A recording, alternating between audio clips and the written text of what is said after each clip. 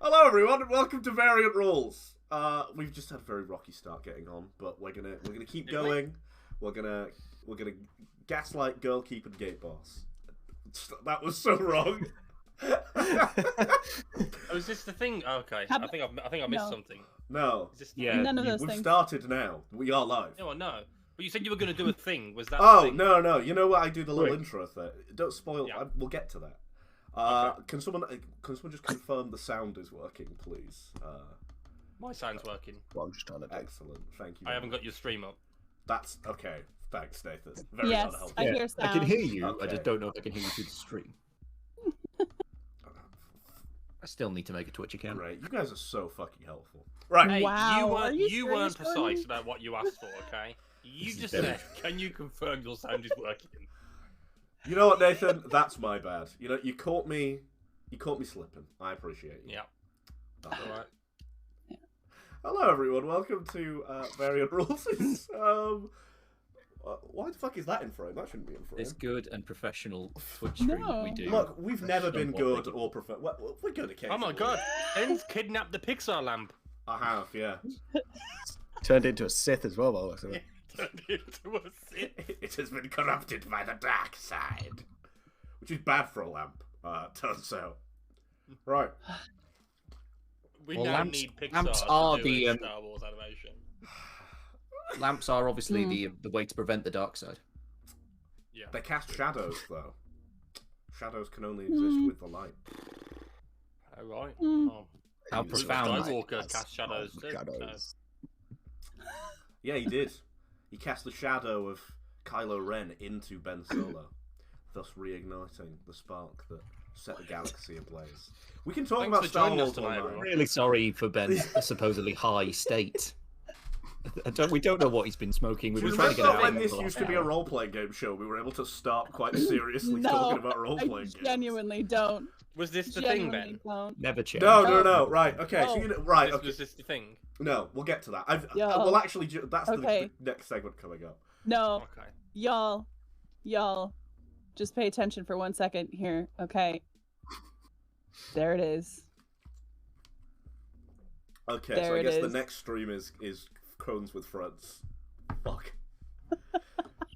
Shit. I told you I had the points. Okay, so the next stream is going to be Cones We're with playing Friends. cones. That will be the next stream, not today. Oh, is this? gotta do Oh, it. it's that You gotta thing, do it isn't now. it? Yeah, You just did the thing, didn't you? I forgot to turn the points up. I was going to keep right. Yep, I knew Right. you would. So we're here to play role playing. Apparently I've got us on just chatting, which is the wrong thing. I mean, we are though. Yeah, We are that's just doing not- it at the moment. That's what we're It's- doing. Like, It's not wrong, I Well, guess. How do you change stuff while you're on live? Can you not do that? Oh, is this An the thing? OBS. Is this You the do it bit? in OBS. No, it's not the bit. I've not got to the bit yet. For fuck's sake. I love the 10 minutes into the stream. We're like fucking half an hour in. I've not even got to.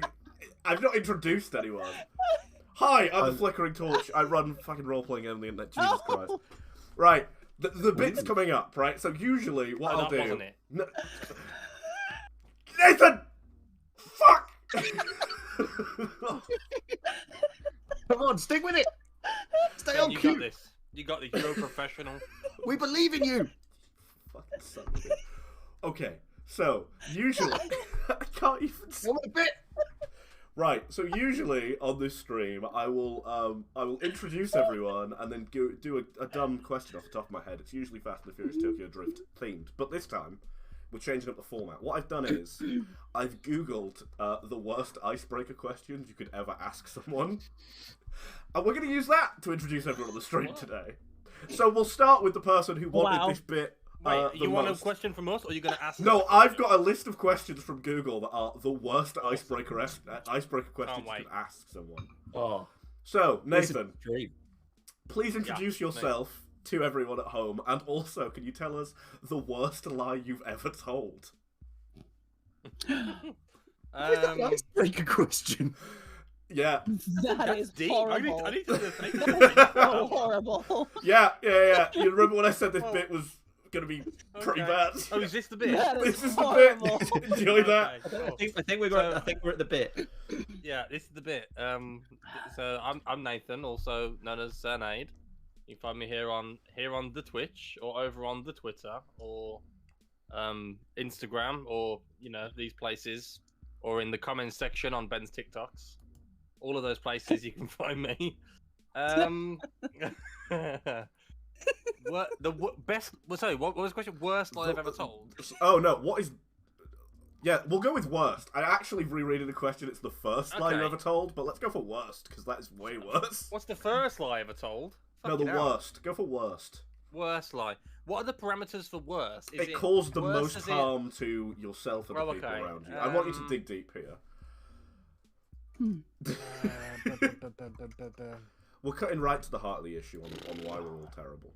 Had an ex-girlfriend that I said I loved for like years, and just didn't. Stop the stream. Stop the stream. That's bad. No, that is bad. Fuck, I guess. Shit. Good for you, man. You fully answered the question. I was young. I thought it was love. It wasn't. What I have now is a relationship. What? Okay. Okay. Hey, you wanted deep. Yeah. Jeez. Okay. Well, thank you for sharing. Oh, sorry. Typo. I told someone I liked their cooking and I didn't. Typo. Typo. Typo. Oof. Fuck. I refuse to answer that question. How do we follow that? I do not want to be. No. Hilariously, Ben only leaves me till last, and today's the day you should have. Yeah. Well, no, because there are other questions. This is just the first question. Can I just answer all of them? I mean, if you want, at the end, sure, why not? We will now... This is not... If anyone wants to veto their question, just pass it on over. Okay. I call it the Nathan Pass. Sam, please can you introduce yourself and also, what is the worst advice you've ever given? Oh, no. Yeah. Oh, no, there's so much of it. Oh, anyway, I am Sam, Modking09, at Modking09 on Twitter. I've been very active on there recently just because I've actually got into Twitter for once. And if you go on there, there's a game I recently made. If you can download it and rate it, that would be great because I actually put a lot of effort into it and only broke my computer about a tenth of the way more. The worst advice I've ever gave, I mean... a couple of years ago, all my mates came to me for relationship advice at the worst time, and they all ended up breaking up with their partners. So I don't think I helped in any way, but I also don't know if it was my advice that they took. So, I hope you're proud of yourself, Ben. Ouch. I got a good one for this actually. Okay, you can answer them all if you want. Worst advice I ever gave. I told Sam to grow his hair out. What? What?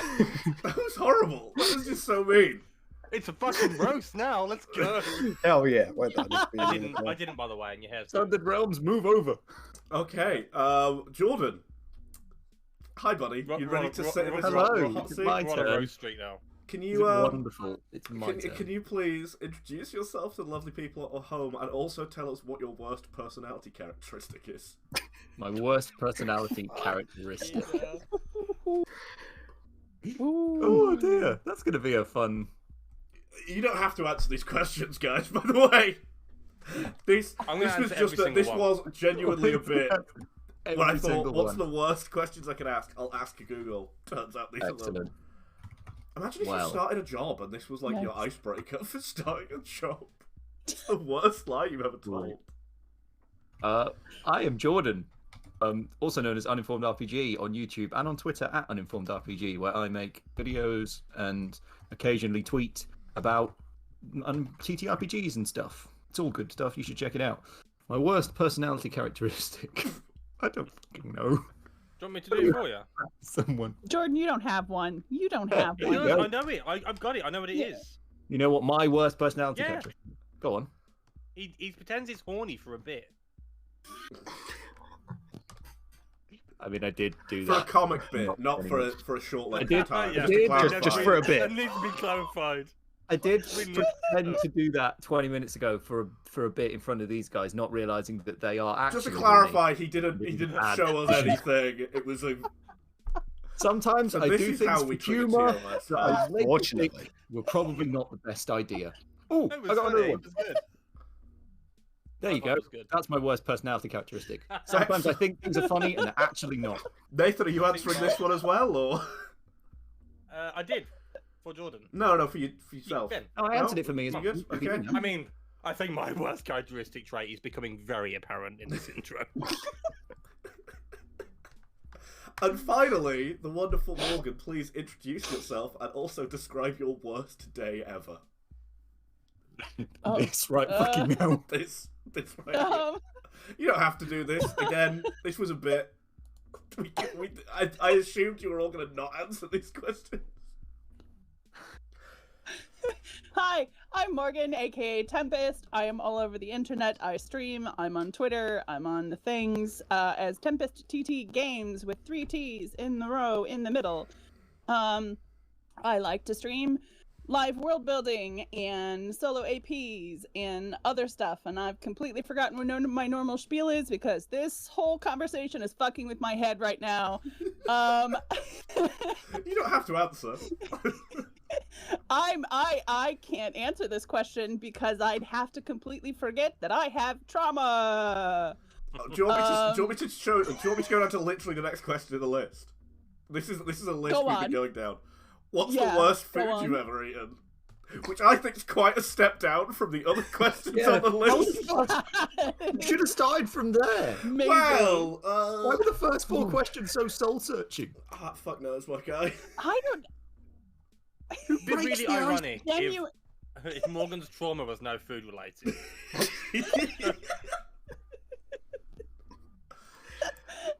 No, unfortunately, it is not. I actually can't answer that question anyway. I genuinely cannot think of a food that has upset me that much. Well, I love, yeah. Well, that's a good note. That's Sorry, a nice That's a thing. lovely really note to end deflates on. the whole energy that we've been. I'm having glad that just we've got now. off the energy of these awful icebreakers. I thought these were going to just be like bad, not like actually sadistic. For I some mean, reason, did you the not list. read them before you did this bit? That's You know- your fault. You know what? I read the first one. I was like, well, this must be the worst one. And then it got to They the are- worst personality characteristic. I was like, ooh. For some reason, the list right next to it has a screaming ice cube, and I can't fit to get. Oh, icebreaker. Never mind. I get it now. Was saying out loud that it solved that, wasn't it?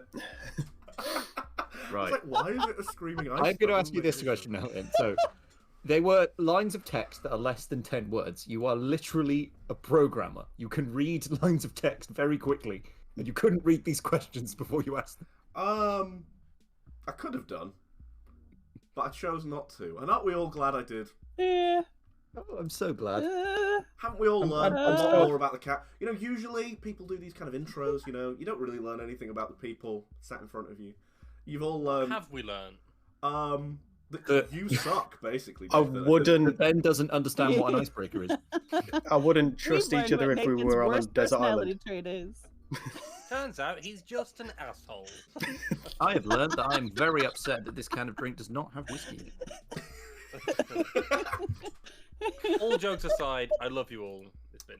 Love you guys. I love you all. You're too. okay, Nate. Who's I your mean, I was favourite, referring Ben? to the cast, Ben. Like, as Who's in... your favorite? I'm one of the. I'm literally. One of No, as in like the. No. But Ben, who's your favourite?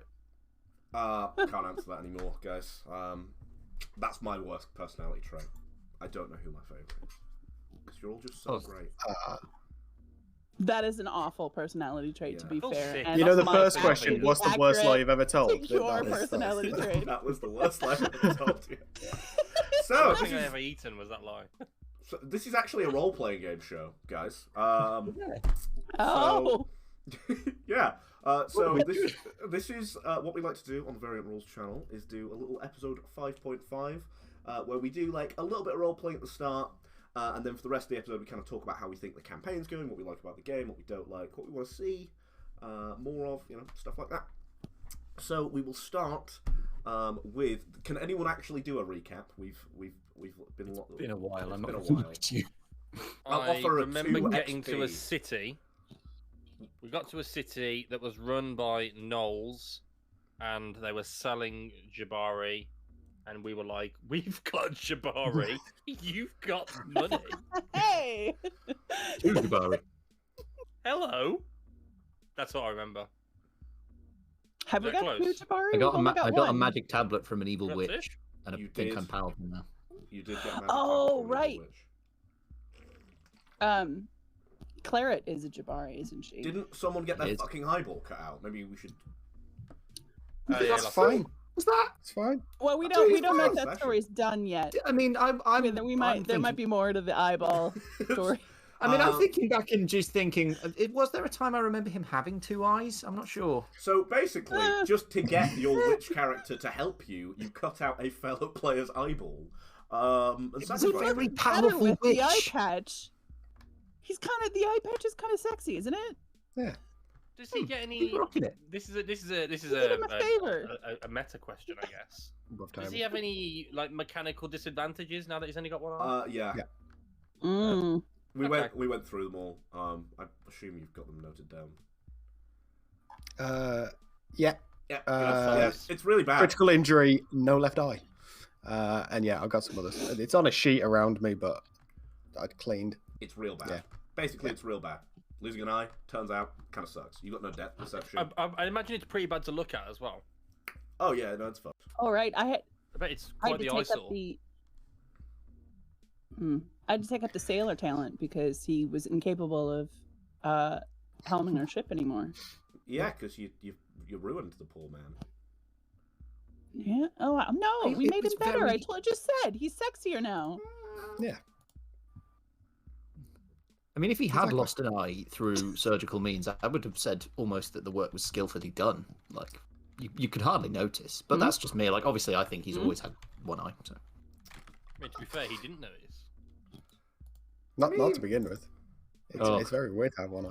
But yeah. All the blind puns. We Love it. did him a fucking favor, okay? Just let's You move held on. him down and cut his Let's eyeball move out. That is on. you know what? Wasn't conscious. There wasn't much Hold him holding. down. He was unconscious. Oh, sorry. You let him go unconscious and then you cut his eyeball out. He I was the one who apologise. played with a magical earthquake causing Yeah, drum. we also forgot the fact that Right? I He did played a that. drum and exploded an earthquake inside my fucking soul. deserved so- it. You did do that. Including his eye. It wasn't us. It was the drum. Yeah. Don't Yeah. just randomly find magical Anyway. things you find in a cave and just be like, I'm gonna hit this. That happened last week. Again, I did that in real life. I was gonna say, yeah. That sounds like a night out with Ben. to be That's fair. Ben on his nights out, that is. Yeah. Or you rock up into a cave and you go, I'm gonna hit this. Just a roast today. This is just a roast. I found out how to turn us back into the TTRPG category, but I feel like we should just be on just talking. Let's be honest. This is not going I anywhere. agree. I mean, Oh. I feel like I'm 20 minutes away from being in the hot tub section. To be honest. Get it over. I've probably Just got gonna talk this to him. cable is probably long enough for this camera that I could conceivably get in the bath. What are we waiting for? Just me jamming a game in the bath would be fucking great. It'd have to be named Jim, screen up. For who though? for all of our wonderful viewers at home, obviously. Oh, of course. Tell you what, Ben, add that as a points thing. That's a points thing. Like a No, million because points. Morgan will reach it. Yes. Like 1,000,000 points and you will do a stream from the back. And you know that I will do it. You If know I'm, that if I I'm will gonna work do on it, I'm that. gonna put it at 69k points. Let's be honest. Hey. Well, Anyway, Yeah. so put it as a dono instead. a dono. £100 hot tub stream. £100 hot tub stream. Could do that. £100 a Actually, lot. look up how much a hot tub is. Like the cheapest hot tub you can get, like inflatable one. Put it at that. I need a big pickle Yeah. Rick though to sit on. Yes. Mm. So I need one. I'll need to price that in. Are you gonna write all your subs' names down on your skin? Yeah, obviously. Why wouldn't I? Obviously the price of an expensive bikini as well, because if you're going like with a full-on Sorry. trope, you need to go with a full-on trope. Yeah, but Yeah. you can have mine. It's fine. I'll just clean out the gusset and we're all good. Okay. Clean out the gusset.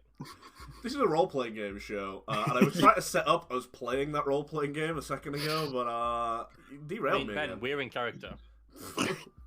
You're having this conversation in the middle of Baku. Sorry, did we not tell you that we changed the game from Sundered Realms to Thirsty Sword Lesbians? Ah. Gotcha.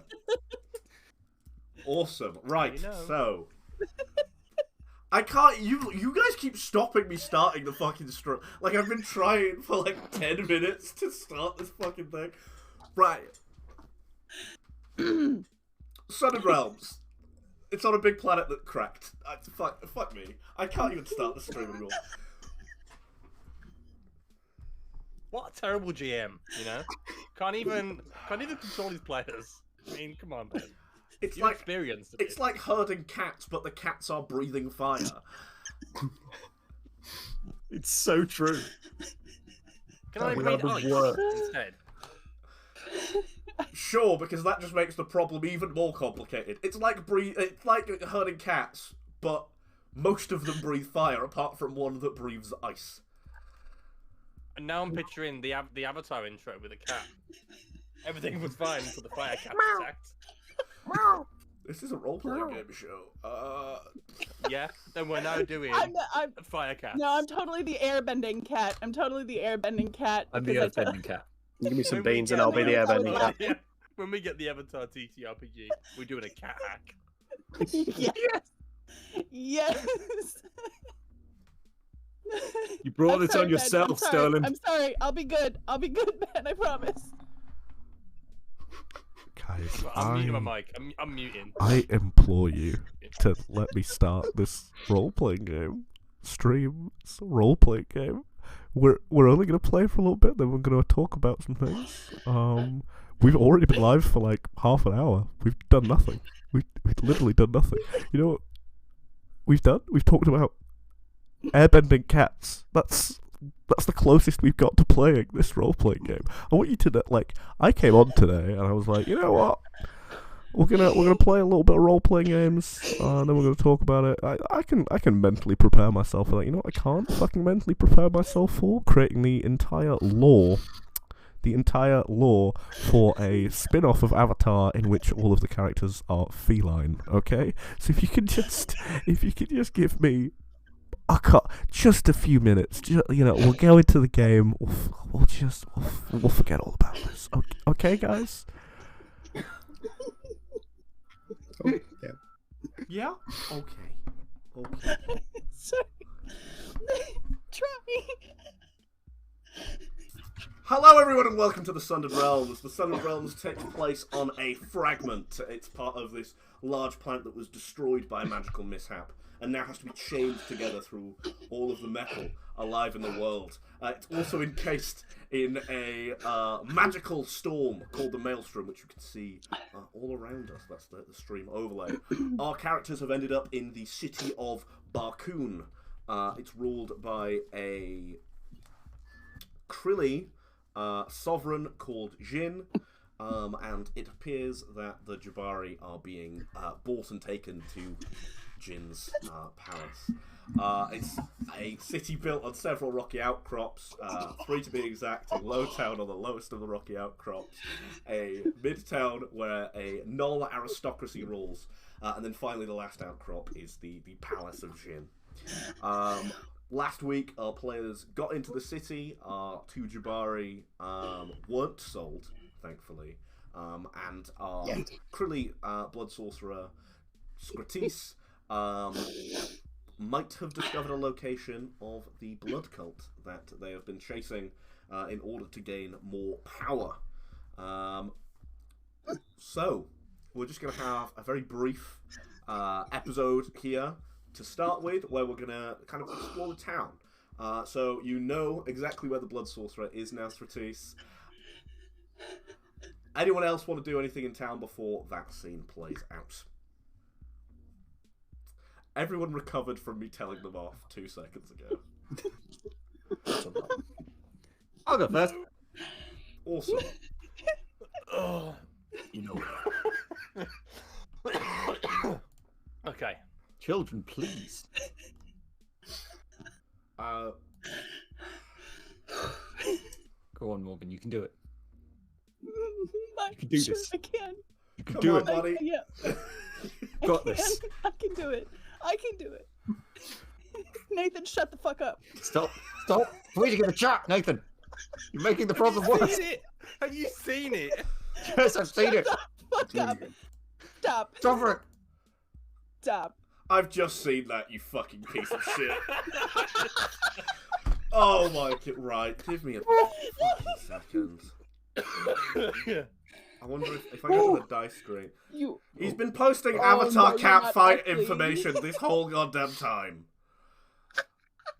There's a really good animation for it. Someone's made the intro as cats. It's already. amazing. It's been done. Can we, please? Oh. Oh my god. Right. I'm ready to go, Ben, when you are. Yeah, no, Yeah. I'm ready. I've described the I'm good. situation and the place you're in. I can do no more than that, really. Cool. Right, Just so kinda... We ended on. for fuck's I'm sake. gonna try segue us on. So we ended on Strategic trying to find the blood thing. Yes, so And it all Stratis converged on a point, didn't it? pulled out one of those wayfinding staves, put some blood on it, and it shot a beam directly into one of the houses in the lower city of Barkoon. That's the kind of the last thing we saw. Yeah. Okay. I'm happy to follow Stratis. Is So, Stratis going? Stratis. Stratis. Stratis. Stratis. Stratis. Stratis. Nathan, do you need a timeout? I'm literally trying to say the name. Stratis. Stratis. Stratis. Stratis. Okay. Yep. Stratis. What are they Stratis is doing? going to Nice. turn to the rest of the group and just give them a deadpan look and raise a. I imagine they don't actually have eyebrows, but raise a brow ridge at Artigan and say, "What do you think?" Assuming Artigan saw what Stratis saw with the whole beam. And... Yeah. It was literally like almost like a laser beam of light that jutted from the wayfinding staff. You saw a few like other areas it was going to, but one of it like the one directly went straight to the house. Well, it looks like we're in the right place. It must be that one. You need me to come Points to the one that's going to the house. with you? So. Probably a good idea. I So wouldn't really want to surprise them alone. They're clearly not going to be expecting us. I do think you should speak to them alone, though. I'll go with you to introduce for the introductions, but I do think that the conversation that you have should be yours, privately. No. Well, let's go and we can readdress that when we get there. Yes. So, as you kind of descend into Lower Town, Artigan, have you made efforts to kind of cover up your crystalline features, or are you... Yeah, he has a traveler's cloak that he's custom made over the years. That he's been on the run, obviously being hunted by people like this. So he is feeling uneasy, but he's definitely still prepared for such an eventuality. Clara Moore has taken off one of her bandanas that she kind of wears around her belt. And has gone, I can't believe I've got to fucking do this. And then has wrapped it kind of around her face as well, so you can't see any really of her crystalline features. Hang on a minute, though. Okay, sorry. Just as a slight aside, how does disguising them work? Because they're really the only properly human-like. They're the only kin in the Sundered Realms that really look the way they do. So, shape-wise, aren't they? Shape-wise, they're kind of like thin humans. They've just got embedded crystals kind of all up their skin, not on their main face. It kind of forms Yeah. like a shroud around them. But you could conceivably look like a human in sand gear. But are there actually humans in the Sundered Realms? Yep, they're about as common as gnolls. They're fairly common. Just none of you chose to be a human. One. I just sort of assumed. Yeah, no. Humans exist. You've already met a couple of Okay. humans. The Sovereign of Cavasar was a human. Oh. Yeah, Eyeball the Bold was a big fat human. You couldn't really tell because he was all covered up, but yeah, he's a human. You Sure. see him milling Okay. about. Jabari are All right, basically I'm following now. the closest to human of the other kins, though. Yeah, you are right. Yeah. Mm-hmm. Yeah. Okay. Yeah. So Carrot's disguised and Artigan's disguised, and are we what a Nurk and Huddle think? Are they coming with? Or is it just us? I'll be following the big shiny light with you, just trailing behind. I'm coming with. Huddle's thinking it's nice to be in a town where he's not the one having to think himself a target. I'm feeling pretty smug. It's a nice change. So, as you're kind of walking back down into Lower Town, you notice that you think that someone might be trailing you. Clara hasn't really noticed at all, and is just kind of like more trying to keep the face coverings on. But kind of as you descend into Lowtown and kind of more of the kind of rundown parts of Lowtown where this light beam basically directly went towards, you do start to notice maybe one or two people seemingly are following you. They're not gnolls; they are just humans in quite nice looking clothing, which is odd to see in Lowtown. So they very obviously followed you from Hightown down here. You approach one of the buildings, and it's of clay construction. It looks like it's kind of open at the top to allow ventilation to flow through the thing, but it looks like fairly run down. The whitewash on the walls is cracked. The windows have been like boarded up.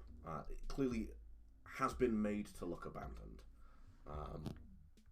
It's next to like an abattoir, but for like insects. So you kind of get the sickly sweet smell of kind of like rotting bugs and like pus carcasses and stuff like that. It kind of Convenient. running into the street. Yeah, convenient for a den of blood sorcerers. You don't know if it's a den, but it seems to be something to do with the blood sorcerers, because this is the magic staves that you found that help them find their way. So there's nothing remarkable about the building that tells me anything about, like, related to blood magic at all. Do you want to give me a wits lore roll? Yeah, I can do that. I don't remember how to roll in this game. Roll. So I'm just trying to remember the setting. It's like a tiered thing on these spikes coming out the ground, is it? Yeah, so it's like there's three rocky outcrops, and they get like progressively higher, like steps, right? The bottom one is known as Lowtown. That's where your sand skiff is moored. Then between them are these like giant, basically like rope bridges that like go up. So there's a few rope bridges from Lowtown to Hightown, and then there's like just kind of like one big rope bridge up from Jin's palace. Right. Okay. Yeah, that's a shit ton of successes. So you notice kind of like mixed in with the graffiti that's kind of just on this derelict building, that someone's like painted on with like red paint. You imagine it's just like crushed up beetles or something. You notice that a couple of what look to be the starts of words, or like in the middle of words, a couple of the letters are not actually letters, but are kind of like alchemical, symbolistic magic kind of markings.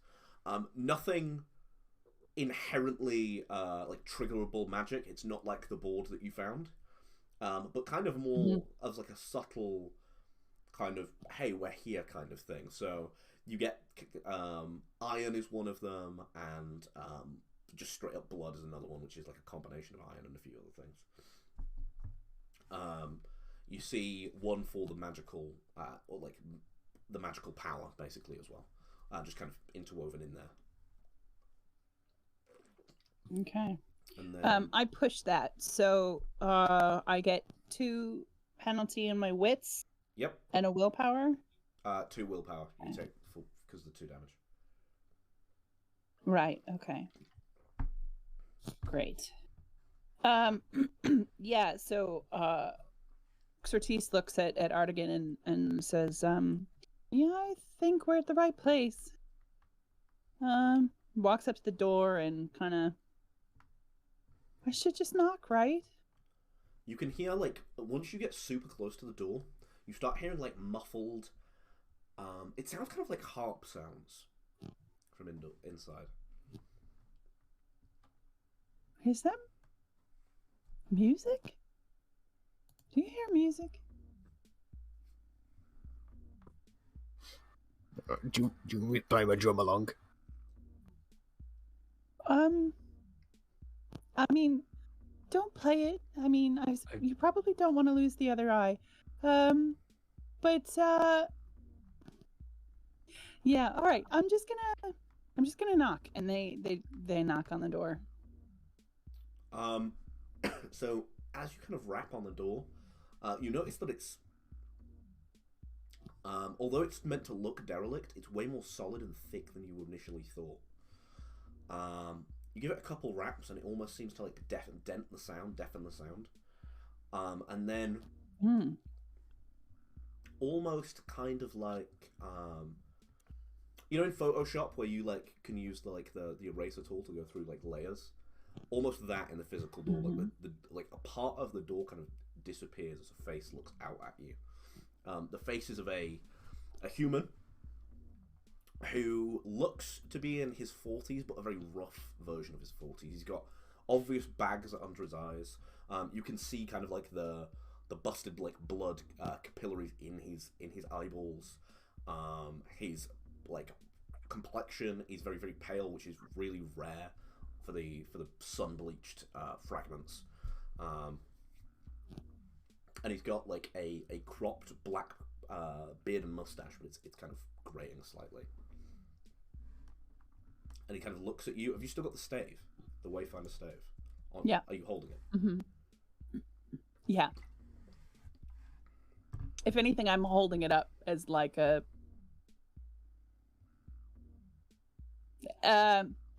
in sort of a like not I'm trying to threaten them, but more like, you know, we're into the same thing, dude. You know what I mean? The kind of porthole shrinks back in, and there's just a solid door for a second, and then you can hear what sounds like the unlocking of like a lot of different locks. It's almost like there's different locks all around the door, and it doesn't make the traditional kind of like lock noise that we're all used to because the locks aren't made of metal, but it's almost like scraping and scratching of bone as like a bunch of locks around this door are kind of unlocked, kind of in turn around the door, and then it slowly opens as you see this incredibly tall man. He's about 6'3", really wiry, and the face I've already described, and he gestures for you to come in. As the door opens, the harp noise gets like louder. Like it's you thought it was super far away when you heard it like muffled through the door, but now you can tell it's like in this room there is a harp playing. Are you going to enter? As he gestures you to enter, it's very dimly lit. Does it smell? It does, but you can't tell if that's just because you're stood right next to an abattoir, but it's got that same kind of...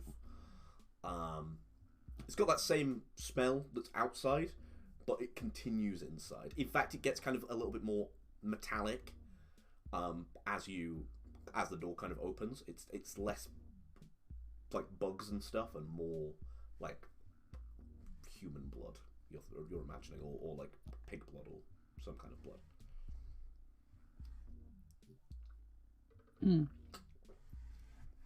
The room is like really dimly lit. There's like a bunch of like candles kind of arrayed across all the walls, and they've got a single like flame flickering on each one. That's kind of, it looks more red than you're kind of used to, but you imagine that this is just someone has lit all these candles at once magically, and their signature is blood magic, so it's kind of infected the rest of their magic. I think Surtees is gonna go up to Nurk and try to take the rest of the staves off of him Yeah, take them. before they go inside. They're heavy. Okay. We'll give 'em over. maybe they'll hand some of them to Artigan and before walking in. How many? Awesome. Just a couple. How many do we have in total again? It takes up 3 gear slots. Oh, you basically just had a big bundle of them, so you've got about like. Let's go for like 10. You've got like 10 of these things. 10? Yeah, they're like minor magical Right. items. Then they're kind of only magical because they connect with each other. So. Yeah. Okay. Well, I'll just give Artigan 3 of them. You know. And then I'll walk in. So, the source of the music is very evident. What you can see now is what you thought was like an array of candles in the center of the room actually looks to be it's almost like a red crown that's being that's on a like a human like a man. But what you notice is his rib cage and his chest have been split apart, and kind of like a wooden kind of C-shaped construct has been like placed there, and a bunch of his tendons and ligaments are basically arrayed like on this wooden thing, and he himself, the guy with the crown with his chest open, is playing it like a harp, and it's making like harp noises. His facial expression is entirely blank, and you notice that his eyes have a pained expression in them, but they're bolt open and are kind of almost reflecting the light, almost like a cat's eye, as he's just sort of playing. The man. Is he playing himself? Yeah, he's playing his own. Or is someone tendons. playing him? He's playing his own tendons. Oh damn. Yeah. Oh. Okay. Yeah. It's very. He's got some kind of illusionary magical crown on him. You imagine it's some kind of hypnosis-y spell, but you don't know exactly what's going on. As I walk in, I'm walking through the door going, "Oh, I don't suppose you've got any tea you could put on. We're after," and I sit the harp and just throw up on the floor. To Dollar go, do you want to wait outside? Because I'm creeped out. No, I just need a minute. I slowly move, huddle outside with me. The tall man with the beard looks over at Stratis and goes, "It appears your companions don't appreciate my latest project." And he kind of has this like half smile on his face as he says that. I'm so sorry. They clearly have a bit of a weak constitution, don't they? And they sort of like glare at Nurk and Huddle. We're gone. We're out. Okay. Yeah. Okay. Not so you're leaving. Okay, that's fine. Not I'm instrument sorry. is a mastercraft, clearly. Clearly. That's beautiful, by the way. Very elegant. Yes, well, you know what they say, 10th time is the charm. You're with the cult?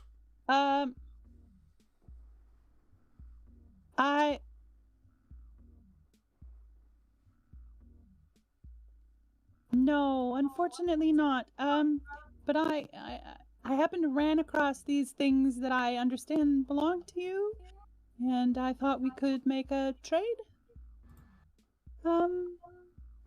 If that's all right. A trade? Where did you come into possession of these artifacts? Kavasar? He looks very quizzical for a second and he goes, "So you stole from me, then?" Interesting. I paid a good deal for these. So, yeah, the trade, I think, is, due. Jordan, by the way, you're echoing a little.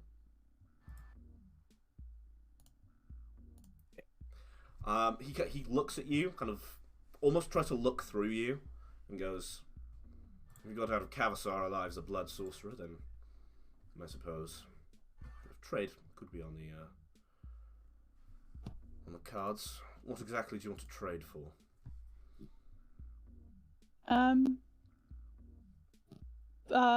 Well, see, yes, I happen to be a blood sorcerer. Well, I can see that on you. Yes, I could really use a bit of training. I don't have a regular teacher. Points at Art again. He's not the same as us. He takes like a long look at Art again, then, and he goes, "Druid, or even more of a leech on life than our cult is now, it seems. Magic through the destruction of life is certainly interesting. Yes, I can help you, friend. First things first." He kind of whistles, and you see another human with one of those red crowns comes in. And his movements are kind of like shaky and like, imagine like a person animated as like kind of like a Jason and the Argonauts kind of puppet. Like that's how he's walking. And he goes, and he pulls out a like a sacrificial looking, like really gnarly dagger. Let's see your current skills, and he hands you the dagger as this person is stood now directly before you.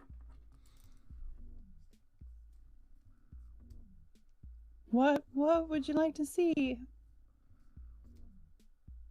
Well, you charged with any magic yourself, or do you need to cut the victim first?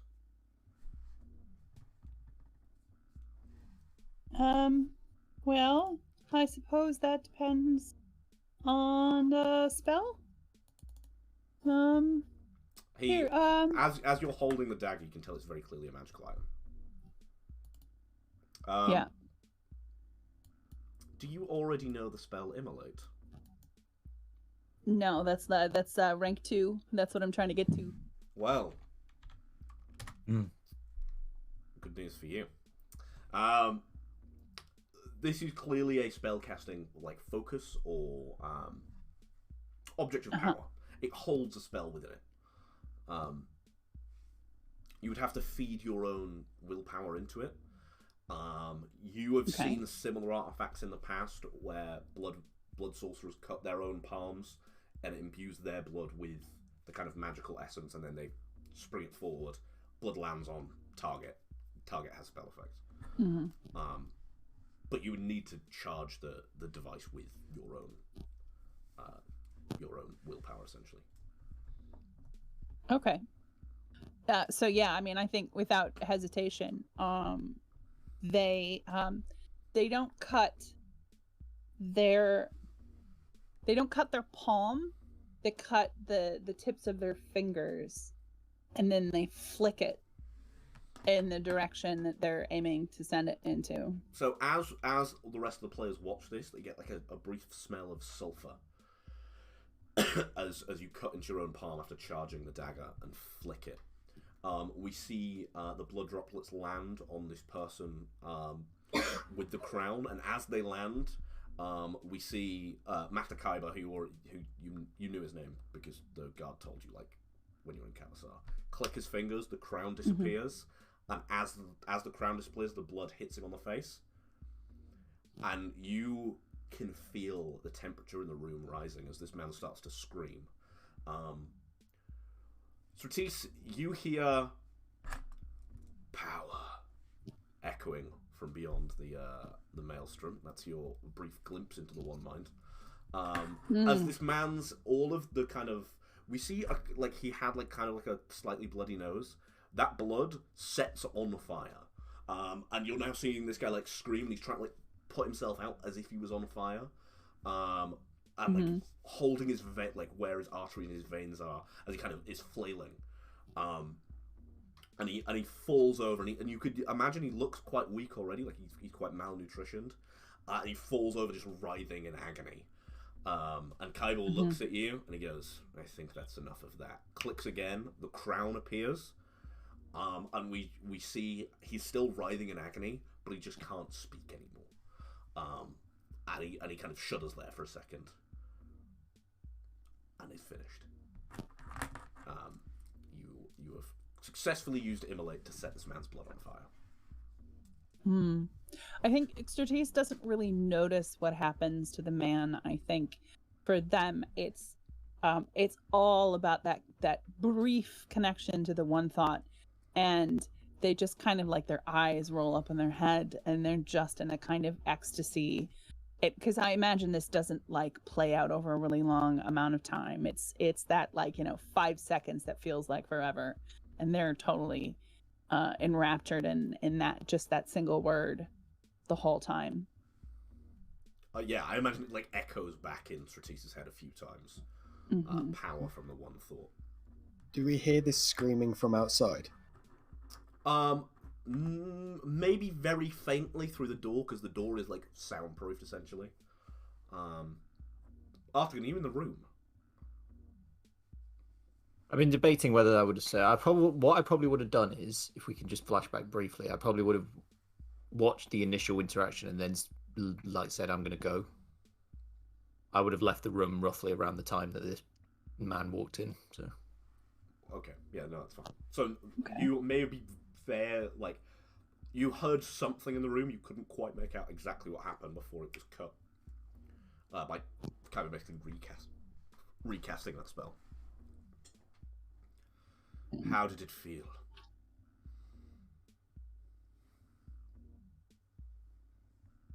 Excellent. Kaiba also tries to like suppress a smile on his face. It always is the first time. He goes over to one of his desk drawers. You see him like pull out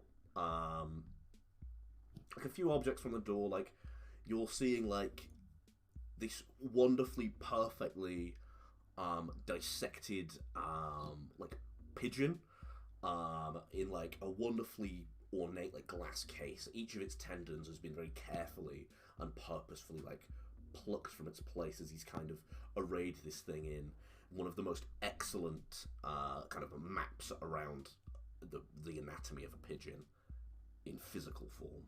He pulls out a very similar, very beautiful, fully like almost decorative in its nature glass box of a frog, and then finally you see one of a what looks to be a gnoll's hand. The same care, attention, beauty has been put into this kind of like medical dissection in several like panes of glass. It almost stuns you with its kind of the impressiveness and the beauty, because again he doesn't have access to metal tools. This is clearly a master craftsman who has worked for hours to do this. And then finally he pulls out it looks to be kind of like almost, it's got kind of the same mechanism of a Rubik's Cube, but you can see it's got magical sigils on all of the sides. It's wooden, but it's been painted in various shades of kind of a brown rusty red, in like inlaid grooves. And he hands it to you, and he says, "The cult has always had to keep its secrets obscure and safe. With enough time with this object, I'm sure you can learn at least the next step in your journey. For now, you can keep the knife." Thank you. So if you spend the time to actually study that and move all the pieces around, it basically will act like a teacher for the next power level of blood magic. It's like a bunch of like secret runes that you have to like decipher. Okay. That's the help he's going Yeah. to give you. Um, thank you. This is very kind of you. These, I think they belong to you. And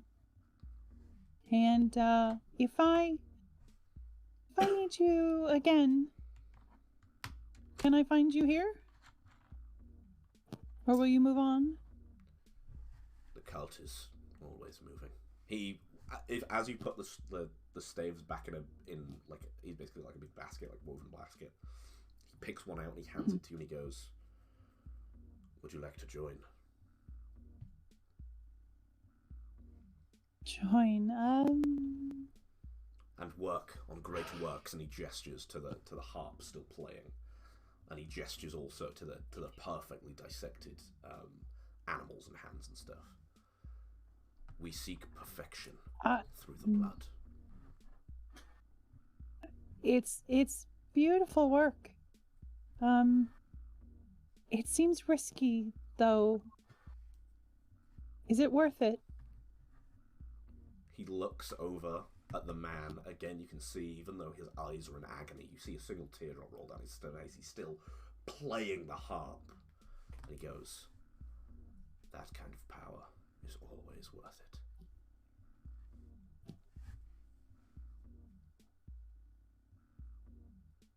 They definitely stop to think for a minute, and they're looking between all of this craftswork that's displayed around the place, and they're looking at the man who has his own harp, and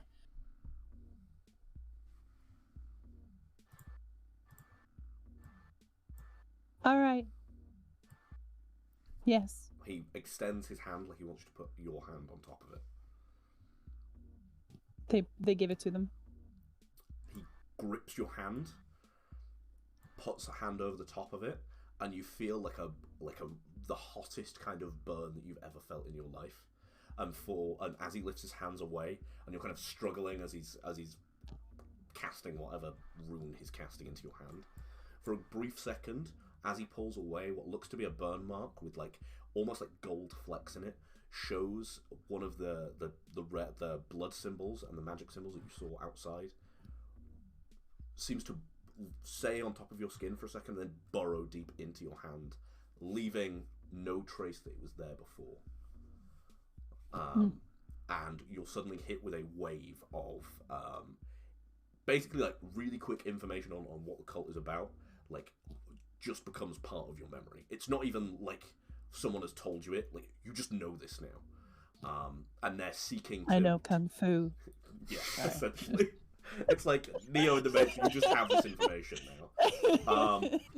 This is kind of a blood cult that is set up to basically figure out how they can use their really dark magic to use it to make like the perfect kind of objects and crafts and arts and music and everything. Like they're using their... It's an artisans guild. Yeah. They want beauty an artisans guild. through it's not spooky. Yeah. It's nothing like the fucking Xenobites from Hellraiser. I don't know what you're talking about. They're fine. It's fine. Yeah, that's kind of what flashes through you, and then he very slowly opens the door, makes sure you've got one of those staves, and shuffles you out. As the last thing we kind of see is just another teardrop roll from the crowned harp player's face as he continues to play his own tendons. All right, I think they tuck the stave in their pack, give Artigan a meaningful look. The stave and the puzzle object that they were given straight into their pack, and say nothing to the other two. Shall we go? I'm guessing. I'm sort of bent over like a plant pot. I sort of look up, I sort of wipe my mouth and go, yeah, yeah, Are you feeling better now? Nope. Let's go. Awesome. That's a shame. And then walks off. Does anyone Oh, want yeah. to do anything in Barcoon before you go talk to Karkin? Anyone sorry? need to do any kind of admin in the city while you're in there, like buying things or what have you? I'm all right, really. If anyone else. While Oh, do while I- we're walking, go on. You go first. So I put another sacrificial dagger back on my list of items. Yeah. Is that's what that was? The same kind of dagger? Yeah. This one's got a okay. spell in it though. Yeah. Okay. So and who are we going to see now? So we're doing admin for episode 6. Episode 6, you're Cool. going to go see Karkin, and Okay then. you'll figure out what's actually going on here. So I guess then, just as we're walking to where we're going, I'm just sort of thinking back to the harp guy and everything. And I'm sort of like beginning to try and it's kind of scarred in my mind, but I'm thinking of all the smells and everything, and I distinctly remember the metallic smell you mentioned. Mhm. So as we're walking, I'm really silent for a while, which is rare for Huddle, and eventually I go, just sort of tug on Cratice's like shirt. Do you when you do your blood stuff, do you think you could separate the iron from the blood? I think they're looking at Huddle like really suspiciously, like this is going to be kind of a weird conversation, isn't it? And when he says that, they just like eyebrows to the sky, and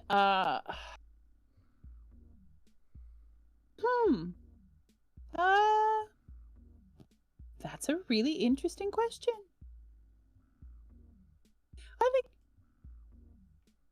I think we maybe. I mean, we should talk about that some more. I think that really interesting. I mean, their brain off, gears turning, thinking about it.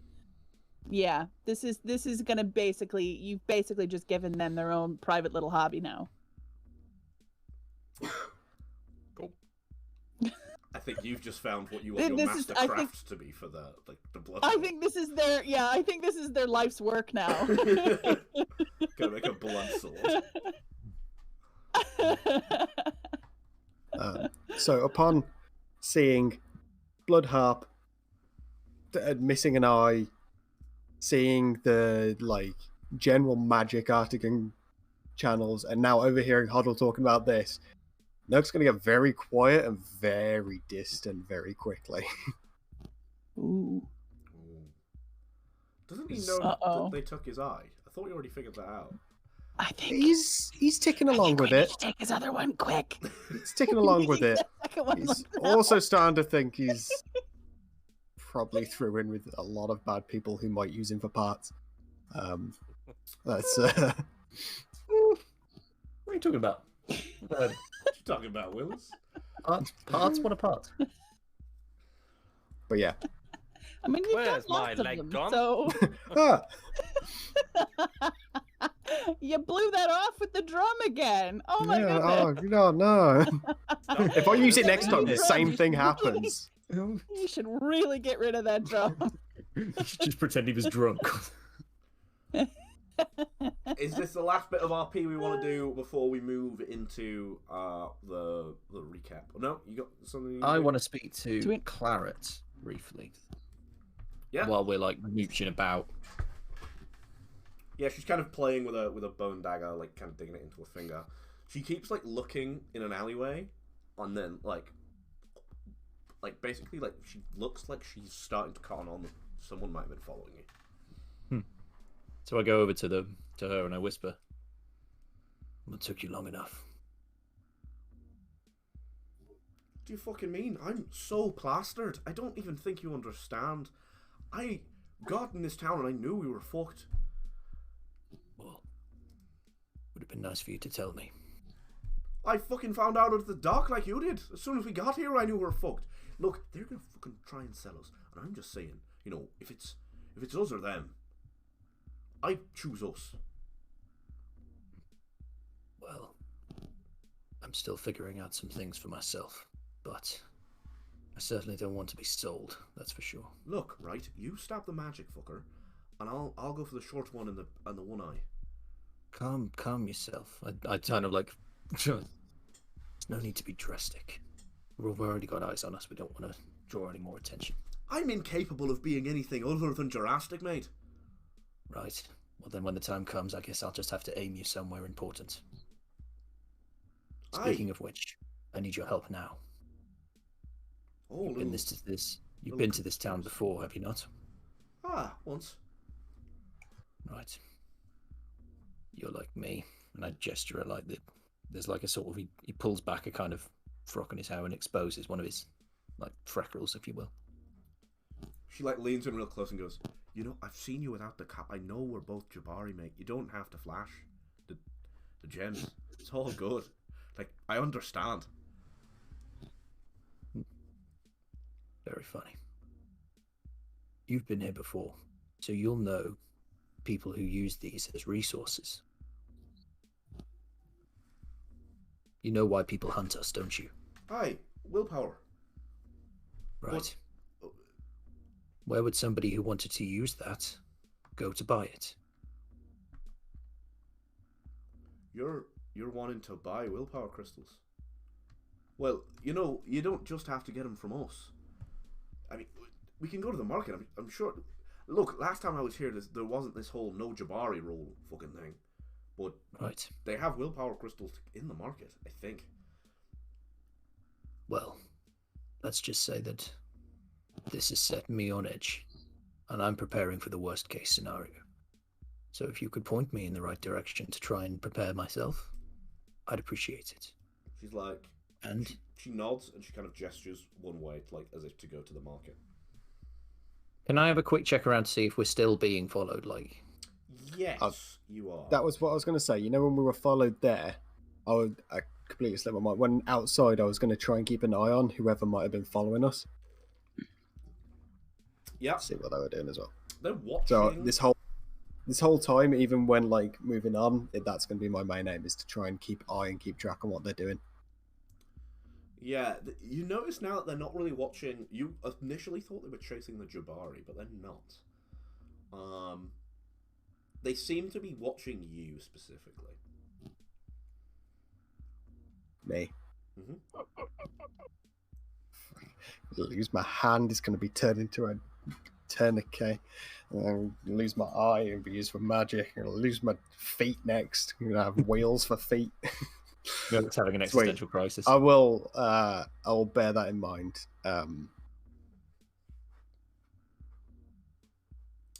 Cool. Are they just watching? Is there any like talking, anything I might be able to lip read or understand from them? Or you can see that one of them's holding a piece of paper, and he keeps like looking down at it, and he's looking at you. The other one seems to be like waiting for a signal from him. I'll get close to Huddle and go. You've seen those two guys following us, haven't you? I'm a bit worried. They're following us, but not doing anything. Usually, it's follow us, stab, done. But it's I'm gonna be like no other nothing. quite loud at this point, but like, following us? Who's following us? Is there any reaction from them? From crazy old man dwarf. At that point, they stop, like talking to each other, and they start to just walk directly towards you. And then he looks you directly in the eye and he goes, "The name Huddlebrook mean anything to you, sir?" Yeah, you might. Who's asking? Jeremy Huddlebrook's asking. Well, I'm not Jeremy We're here on behalf of Jeremy Huddlebrook. I think I might know someone by that name. Where? Where are they asking from? I'm tripping over my own words a lot whilst trying to say it. let's just say, surprised to see you kicking about, considering the last time you met Mr. Garrick, I presume. Yes. Your son wants a word.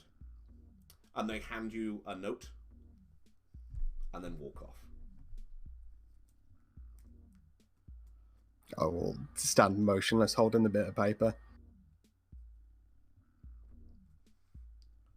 It's got what you can visibly see is the Hoddlebrook family crest, kind of like wax sealed on there. I just take a look around at our party at this point. I'd take a look at Curtis with her bloody fingertips, and I take a look at the two Jabari huddled in their scarves, looking all terrified. And I look over at at Nurk, like, visibly confused and wary as he's holding his note, probably shaking his hand a little bit, going, "Oh my god, what's going on?" Let's go. Well, this is a breath of fresh air. And I think that's where we end. Yeah. Sweet. Oh dear. Awesome. So, let's do a little recap and see how we're feeling about the Sundered Realms. So, the first thing we do on these 5.5 episodes, we've overrun by quite a lot, but I think we started late. We've not hit 9 o'clock yet, but this was going to take like half. Overrun. We're very professional, focused people. What are you about? The first half an hour was perfect. Yeah, fucking hell. Yeah, we did just do half an hour of just nothing. Okay, so first things first. How is everyone enjoying the actual game of Forbidden Lands? The kind of mechanics. Have you got a favorite mechanic? Like, what is your what's your current thoughts on kind of Forbidden Lands as a system? And we'll start. Bit of a muddled question there. You say the game. Are you talking as in mechanic wise? Yes. Or setting. We're talking mechanic wise. Mechanics. Yeah. Okay. I find the whole like using abilities as kind of like a health bar. I find that very intriguing. I feel like we haven't quite used that enough yet for me to have a real opinion on it, but I find it's very different to any other kind of game I've experienced, and I'm kind of into it. Like I'm paying attention.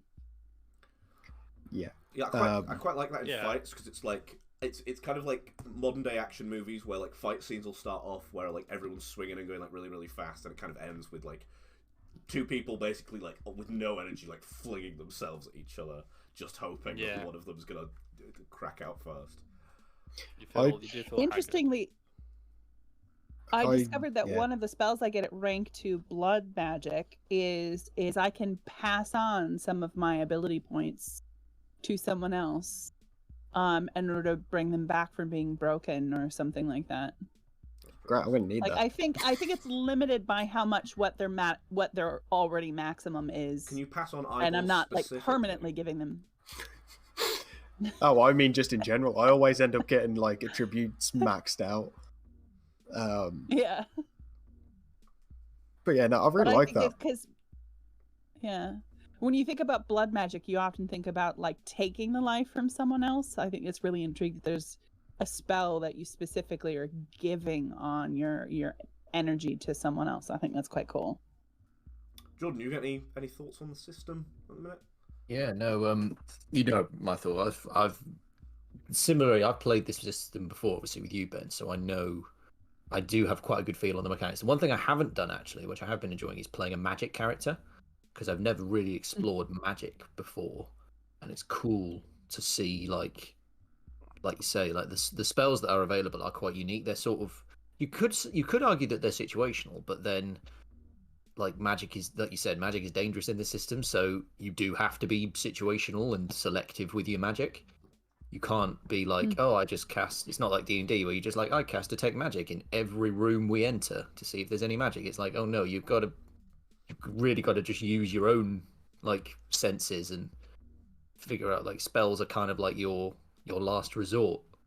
Don't just rap on a drum the second you find it and think it's cool. Basically, yeah. Don't find a magical, Or you like, lose an eye. pristine-looking drum in a tomb and be like, I'm that's pretty the sure, first thing you do. Morgan, give it another week and you telling me that, and I'll probably honestly think that the drum made me lose the eye. I'm very forgetful. You are the child. There's a reason why I built Nerf this way. Run through the dungeon. You're like, no, don't touch that. So the Stop next, it. the next question I have to ask the people is, what is your favourite moment that has happened in the show so far? We will start with the smiling Jordan in the bottom there. See, I was thinking about this, and I genuinely like. It's not quite as standout a moment as you might think, but I think my favourite moment was just from a personal point of view. It was the whole scene in the bar with Claret when we were first trying to like figure out whether we wanted, and Hoddle was basically just like, oh, I don't give a fuck about this person, and then Artigan was like, yeah, but we'll just kill them if they don't hold up. And I just was like, to me, that personally, that was a really cool character moment for me, because I was like, oh yeah, he was intimidating, and I wanted to play this character as like a sort of gruff, like not really sure what's going on with him, and I was like, yes, mission accomplished. Very nice. Yeah, not as big as some of the ones we've had, but a personal one for me, and I quite liked it. Awesome. So that entire scene for me was just so funny. Yeah. So funny. Yeah, it was really from good. 2 points. Claret's role was hilarious because I think the way you played her, Ben, for a good port that first portion was we actually thought she was a badass, and then at this point we were like, is she a badass? Isn't she a badass? Because then she wasn't a badass for a bit because she's just absolutely fucking dumb. Then she does some cool shit with a knife, and we're like, wait, she is a badass. Then she does something stupid again. We're just like, I can't put my finger on this. What's going on?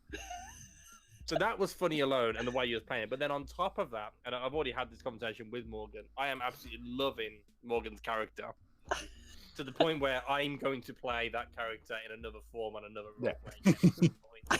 I absolutely love it. I can't wait to play a shy bard in D&D. It's going to be great. But during that scene in particular, we were like really trying to. I don't even think we were role playing at some points. We were just trying to figure out what the fuck was going on with this character.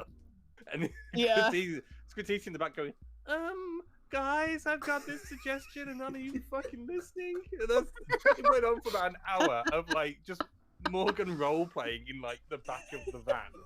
Like, just, I'm still here, guys. And we've got things to talk about. And I've got some really good suggestions, but you're all fucking stupid. It had so much going on in there. It was really funny. I loved it. I think that whole thing ended with everyone finally looking at Surtees, and then Surtees basically going, whatever. Yeah. I just think, like, I kind of picture Strategic as the kind of character that's just like wants to object to everything you do, but we're like, okay, you're doing that now, cool, and then it goes wrong, and they're like, yep, okay, knew that was gonna happen. Yep. Oh, you're gonna, okay, yep, you're gonna, yep, you know, I just love it. Well, Just along for the ride. I think my favorite singular moment was me running at the rock in episode 1 Yeah. and pushing it over. Because I don't think anyone saw it come in, and I don't think I saw it come in. I was genuinely like, yeah, let's walk away. Like, we've been, you know, I do have this habit of sort of lingering in spaces for too long. I was like, yeah, we're kind of done here. I've like had like 3 attacks at this dragon. It's clearly not going to happen. But like, yeah, we're going to walk off. And I was like, no, I'm going to fucking run at the rock, actually. Let's go. That's not even Hoddle's most badass moment. I think the coolest moment was for Hoddle when you swung your axe so hard, you entirely depleted all of your health, but killed the purple worm that was like massively a problem. Yeah. That was great. Cool. Oh, yeah. From a player Interestingly, side, it's crazy. Like, I think I've been really lucky because I've been playing Hoddle with a death wish. He's old, he's haggard, he's lived his life. The only thing he's got left is he wants to get some metal. And he doesn't care if he dies getting it. He's just no care in the world. He hasn't got any underlying plot. And, you know, everyone's got some really cool character stories going on. Hoddle hasn't got one, and he doesn't want one. There's been a few plot hooks along the lines.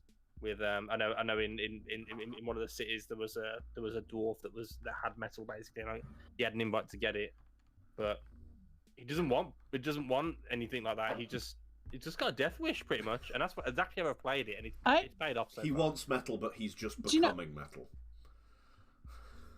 I He don't is actually think that Surtees and Huddle are that different character-wise. I mean, their personalities are a little different, but their motivations are really, really similar. I mean, Surtees doesn't have a lot of like character story. They're I kind of see them as kind of like an orphan type character. Like it's just they don't think about their past. They don't worry about their past. They don't talk about it. Like their life started when conveniently for this game when the disaster hit the town that they were in, and I don't know, I feel really lucky that I've gotten a lot of really interesting moments when we played this game, and I'm loving playing this character because they're both so complicated and even a little like conflicting in the way that like they react to things. Like they're an incredibly shy character, but at the same time they will murder a bitch and have absolutely no problem with it. They're Stratis is a shy boy that commits war crimes. That's the character. yeah, basically. Right up. Yeah. I love Stratis for the fact that Stratis, Artigan as characters from another character perspective, no idea where to place them half the time. Because half the time it's like, oh, they're doing this, and then the next it's like, oh, okay, they're taking my eye out whilst I'm unconscious. But also, like, that's brilliant. So I built this whole character to be an NPC that doesn't fit in the world. In its whole things, like, yeah, no, rugged, terrible terrain where it's hard to live. Yeah, he's going to be really kind to everyone. Was just my immediate thought was like, let's flip it on its head and let's see how badly that gets me. And yeah, I feel like that's not going to last all 10 episodes. You think?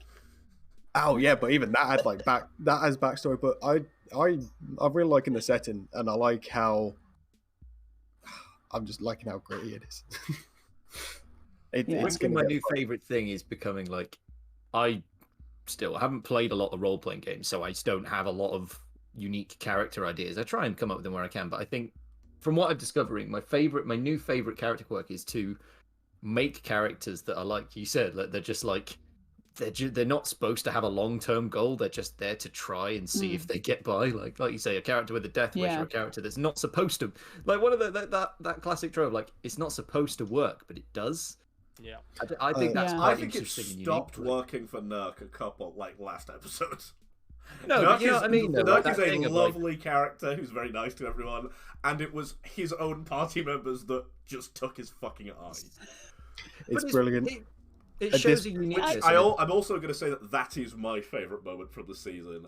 I was able to manipulate enough people to be like, take his eye. That is definitely competing for me. And they've all been nerked. Two. I fell once with my leg. I'm the only one who's had to roll the critical injury chart so far, aren't I? That's true. Yeah.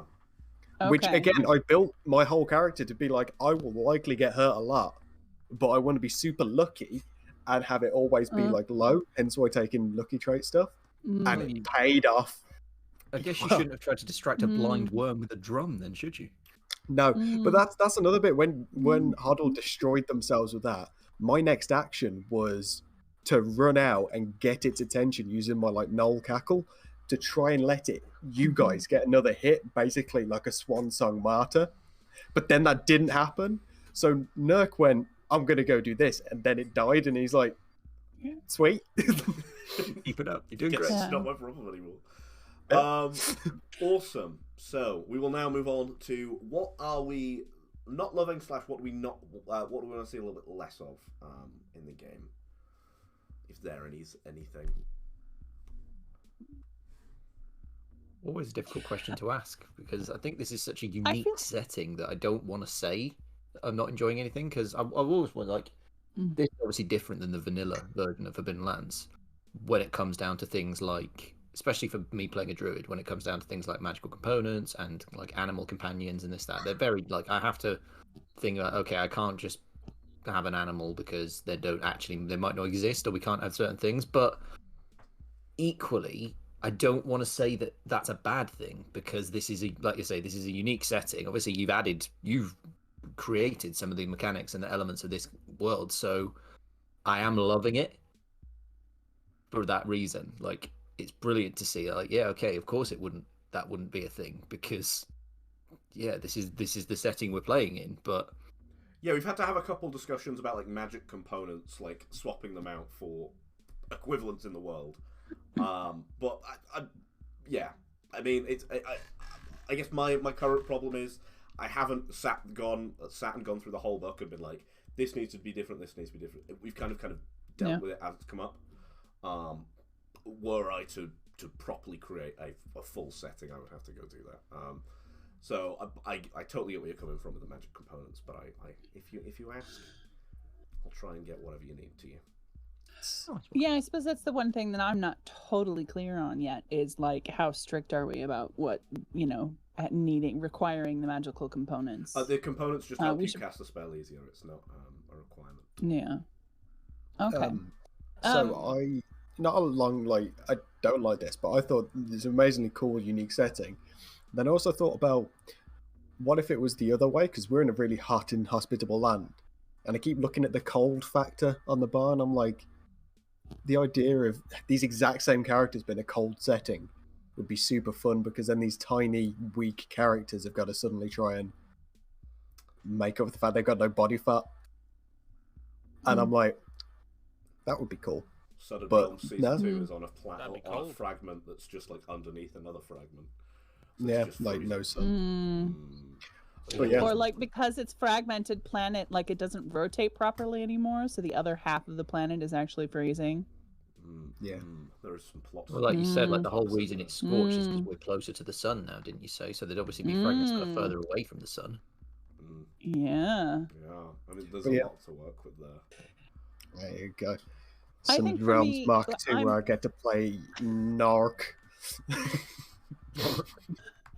I'm a little worried about just how colorful and full of interesting plot hooks this world is.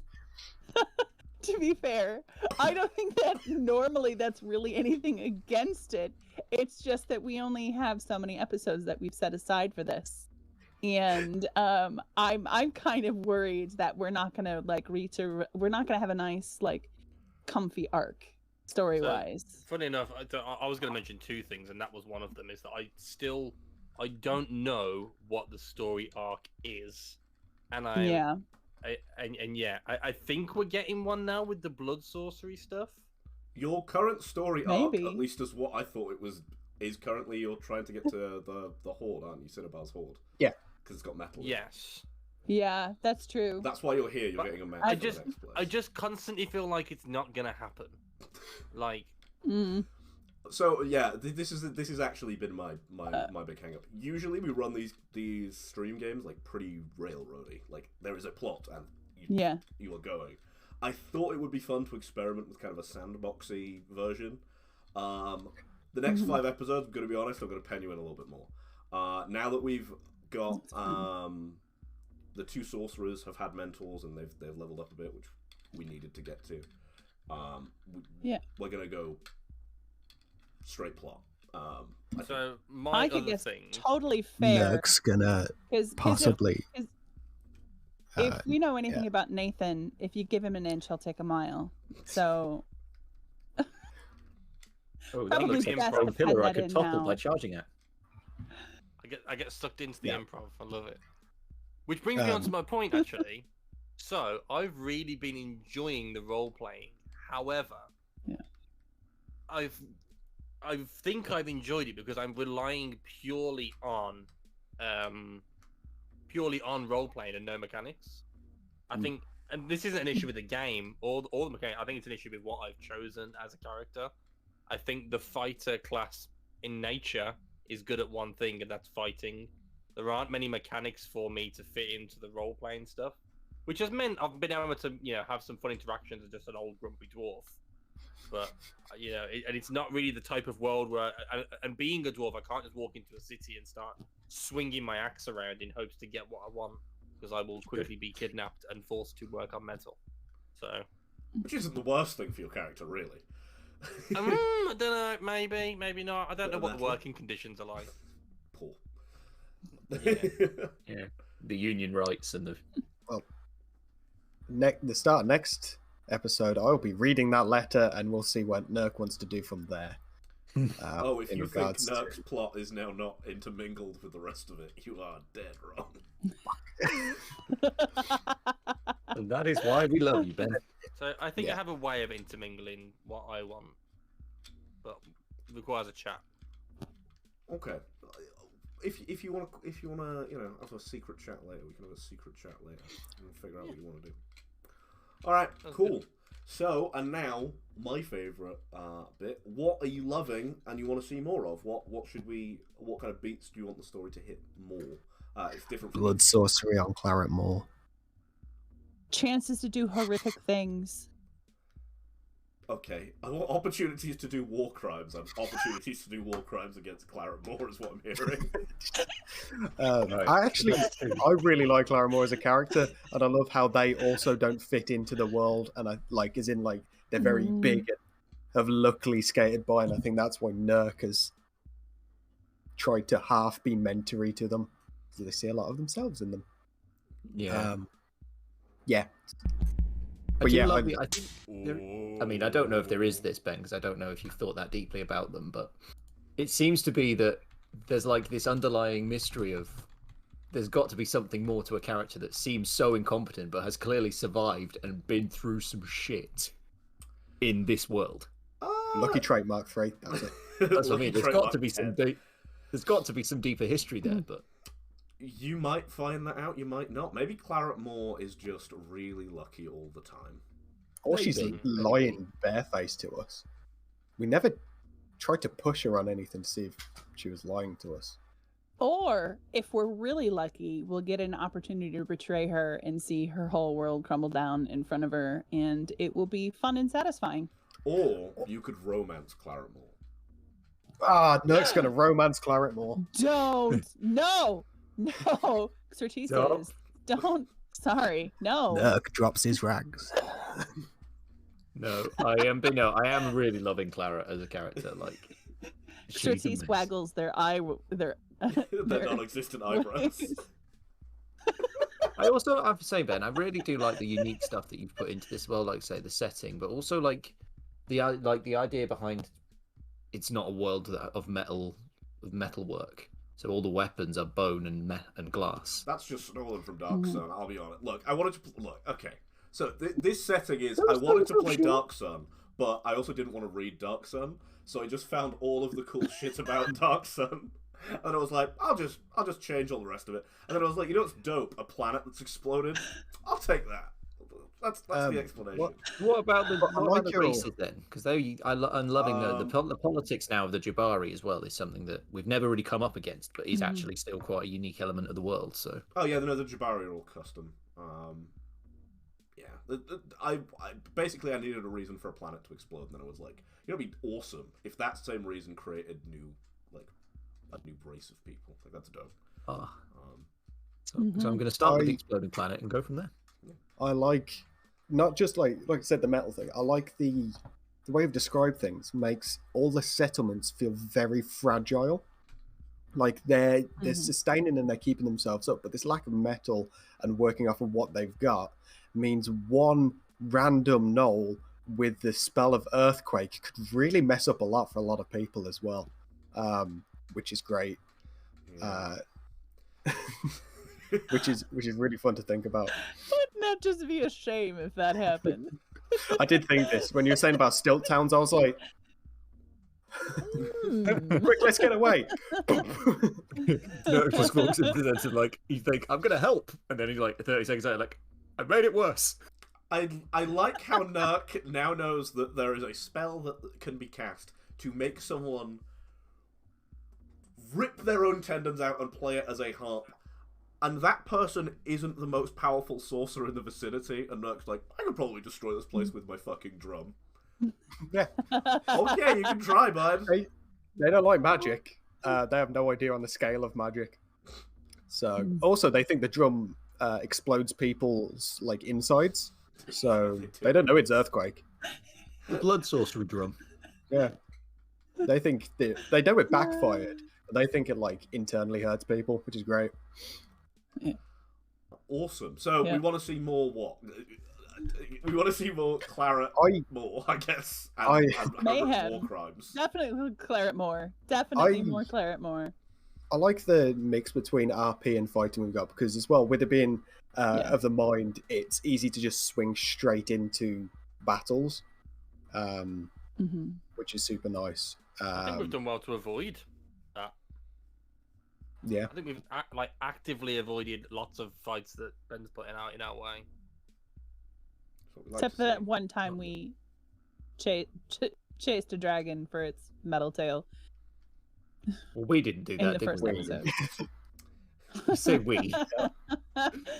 That was the one and only time as well, in all the times I've been playing with Ben, and all how nonchalant Ben is about, oh yeah, if you do stupid stuff, then you get consequences. That is the only time I've ever seen him stop and be like, are they actually doing this? Am I actually going to have to follow through with this threat? Well, you know what? Episode 1. It was because it was episode 1. It took him a minute. If it happened now, I'd be like, okay, your character has lived a long enough life that I can kill it and not see You didn't hold back though. To be fair, No. you didn't hold back. Rolled everything. I was damaged like very quickly with that. But also, that was really bad roll on my half because I got 2 failures on that. So like, there was some bad luck. There was some bad luck and some bad decisions, and I'm not sure what contributed more. I had bad luck and good. No, I had bad decisions and good luck. Yeah. That's just hard. Meanwhile, Curtis just like casually walks in front of the dragon and says, "Hey, buddy, come get me," and then walks away perfectly fine. Right. I'm just super looking forward to role playing some of Nurk's background and seeing if it shits anyone up here and see how that ties into everything. I really want to know what this letter says. So that's a very good point. It's hard enough. So yeah. Awesome. Yeah. No, I was getting around to your backstory stuff, and I was like, I know they're heading to Barcoon, and I know that has like null aristocracy. Nice. So if your son's gonna be anywhere, it's gonna be here. Yeah. Awesome. So I think that's it for my questions. Has anyone got any kind of closing things they want to say about Sundered Realms as we're midway through the season? Get on it and sunder your realms. Or sunder my realms. Right. That's interesting. I got one closing comment. One more thing that's making it interesting. That's it. Because it's an RPG I haven't played before. I've got no. It's nice. It's quite refreshing to have no gauge as to what is a powerful enemy and what isn't. Does that make sense? Like when you play D&D and someone puts a Dracolich in front of you, you're like, oh cool, yeah, it's Dracolich. I know that it's CR challenge this, blah blah blah. I could probably take it. There's 4 of us. We could probably have a go. In this situation, A, because we don't know the game that much, and B, because it's your own setting as well. Every single encounter has been like, I don't know about this. Like, for example, when we came up against the Blood Sorcerer in Cavassar, I was like, you were setting it up that we could take him. And I was like, I don't think we can. I'm not sure about this. You couldn't take him. I don't know. Yeah. Because obviously, when you're playing a D&D game, you have to be really careful about planning your game. Because if you put the big bad guy in front of the party, they're going to fight it. Because if you put it there, that's like you open the gate saying, this is the combat now. You're ready to fight the big bad guy. You've put every single big bad guy in front of us, and we've got sort of gone. I think the thing is that's not really a Sundered Realms specific thing. It's kind of more of a grimdark thing. Like in grimdark games, it's very much a case that if you're running across an enemy that isn't like human, you better leave it alone. Just good, yeah. Unless you know what it is, walk away. That was kind and of even what a lot I was of the human stuff to, is pretty. Teach everyone in that first episode with the giant monster that was very obviously unkillable, and then you tried to kill it straight away. Didn't work, did it? Kill it. You didn't kill it. I was trying to steal its tail. Not greatly better, I guess. I don't know. Right. I think that's it, everyone, isn't it? We good? Yeah. Right, Yeah. thank you for joining for the weirdest 5.5 ever. I don't know what the start of this fucking show was, but it was certainly an experience. Shall we It was end on fun. some icebreaker questions? I've got more of them, but... Hell yeah. Let's do it. Why would we not? Why? No, let's end on interview questions. Tell you Ben, what, let's what's tell with your from now on, weaknesses? Ben, here's what I want to see more of in the future. Can we start and end every show with a random internet list of just questions? Different topic every week. Just a random I don't see how internet that list could go of wrong. questions. Yeah. Yeah, we can do that. Right, let's go back to these worst. Right. They get so tame. They get so tame. It's like, the next one is, what's the worst trouble you got in as a kid? Nathan?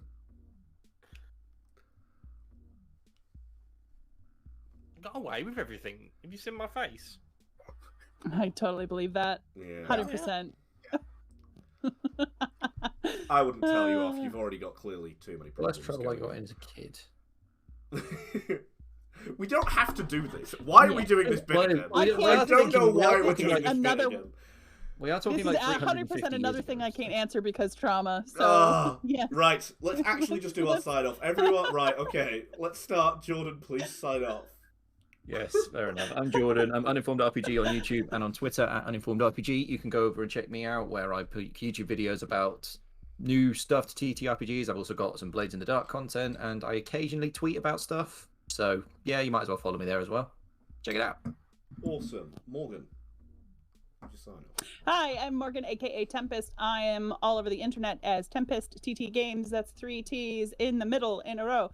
I am on the Twitch where I stream live world building and TTRPG and board game design and some APs, and it's all very exciting. Come watch my stuff. Awesome. Sam.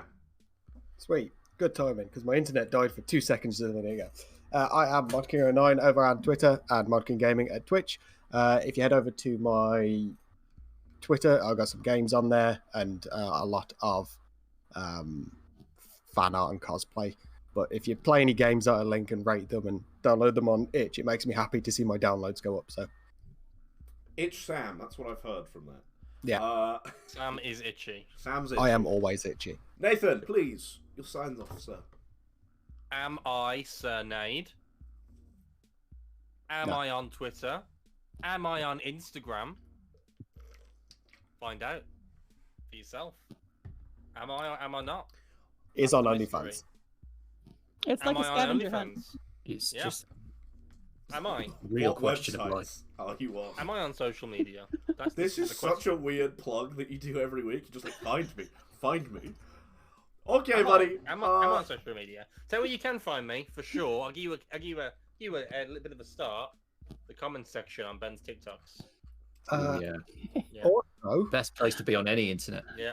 You'll find Definitely, yeah. you are on Lego.com. Fun place to be. Fifth search down for Sir Nade, Lego.com. Me there. I am on Lego.com. There you Wow. go. There's one of the many places you may or may not find me.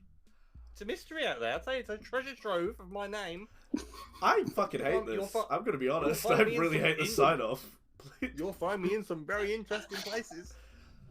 Okay. Right, you can Including catch Lego.com. us, the Variant Rules, here on twitch.tv at 7:30 on Wednesday evenings for more Sundered Realms for the next 5 weeks, and then I don't know what the next show is, but Nathan's GMing it. That's all I know. That's literally all I know. He needs to decide that. Am I GMing it? Yes. Am I not GMing it? Find out in 5 weeks. Okay, cool. Yeah, you can find us here for the next five weeks to finish off Sundered Realms. If you missed out on any of the episodes, all the VODs are on youtube.com/theflickeringtorch. You can follow me on Twitter at flickeringtorch. Couldn't get the. And I'm also on TikTok, but probably don't follow me there because I don't know how. Totally that follow him works. there. Oh yeah, Yeah. do that. It's fucking awesome. Right. We'll love you and leave you then, everyone. Say goodbye. Well, boy. Boy. Bye, guys. Boy. Bye. Goodbye. Have a good time.